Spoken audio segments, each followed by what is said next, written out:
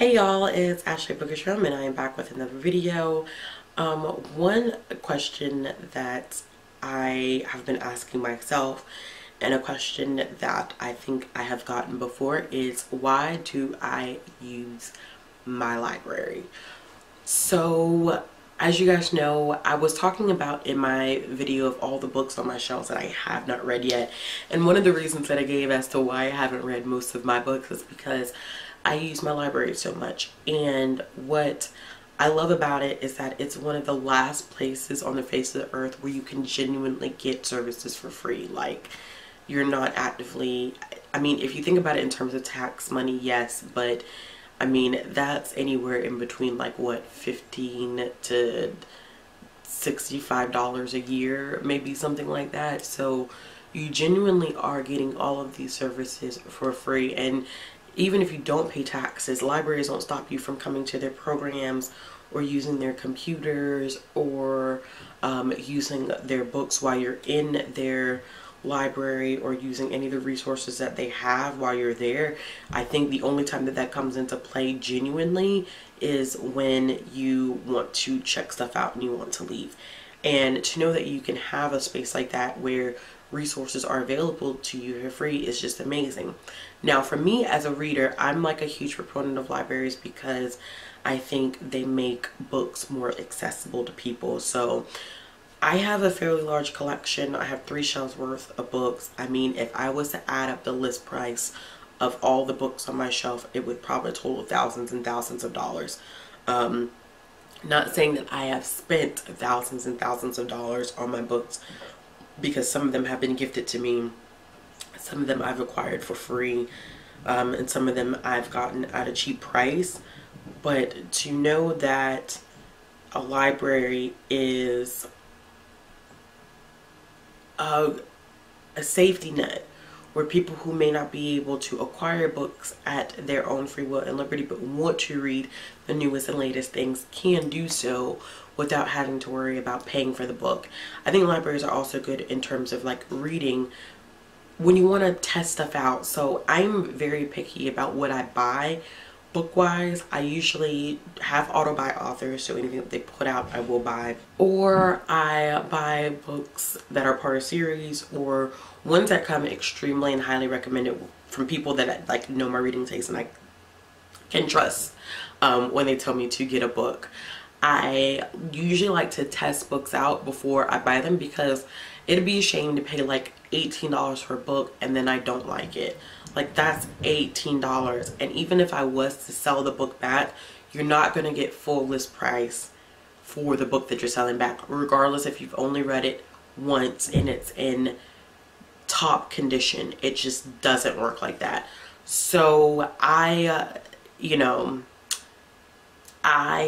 really appreciate my library, and I am a huge proponent for libraries, and I think more people will need to start using their libraries. Like, I know here in BookTube we don't really talk a lot about using our local libraries, or we don't talk a lot about promoting libraries or doing library book hauls. I know like probably about a year ago I was really big on doing library book hauls and talking about different things that I have checked out, different services like Hoopla and Libby, or if you don't have Libby, Overdrive, or Cloud 3M, all those resources where you can listen to audiobooks or you can check out ebooks. And I use Overdrive and Hoopla a lot, and I know a lot of people are like, oh yeah, I use Audible. I don't use Audible because I'm not paying for an audiobook that I can get for free. Audiobooks are expensive, and I know Audible is like, oh, you pay like $14, $15 a month and you get 1 credit. But it's like, why would I pay that much when on Hoopla I could check out 10 audiobooks a month, and on Overdrive, with the way that my library is set up, I can check out up to 20 audiobooks. That's 30 audiobooks in a month that I don't have to pay for. So I just don't, I don't see the purpose of paying for a service like that, especially when I know that I can get the service for free. And libraries don't always have Hoopla and Overdrive, but they have other versions of e-resources that individuals can use, because it's accommodating to people that may not be able to read a book. You know, like if it's a print disability, it's easier to listen to something than to look at a book. I know we were talking about that a lot at work, about even kids who have like dyslexia, that listening to audiobooks and following along in a physical book is just great for them. But that's a completely different discussion. And I think audiobooks, and as I've said before, I think they count.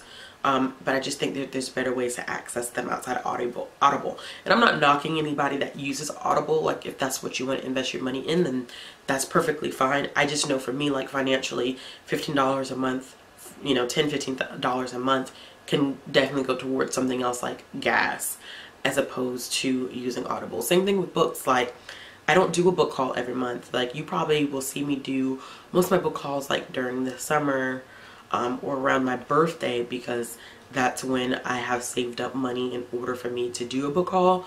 But most of the time on my channel, you won't see a lot of book hauls, just because I just don't. Like, I'm constantly using library services, or I'm constantly trying to, I don't even want to lie and say constantly, or I'm trying to get better at reading from my collection. So like in 2019, you'll see a lot of me reading from my collection and using the library, because I just feel like the library is there to serve the community, and what a better way to support authors than using your local library. So an example that I use is that with Morgan Rhodes, her series. So don't think that just like you purchasing the book yourself is what goes into what numbers can push an author to continue to write a series or books or stuff like that.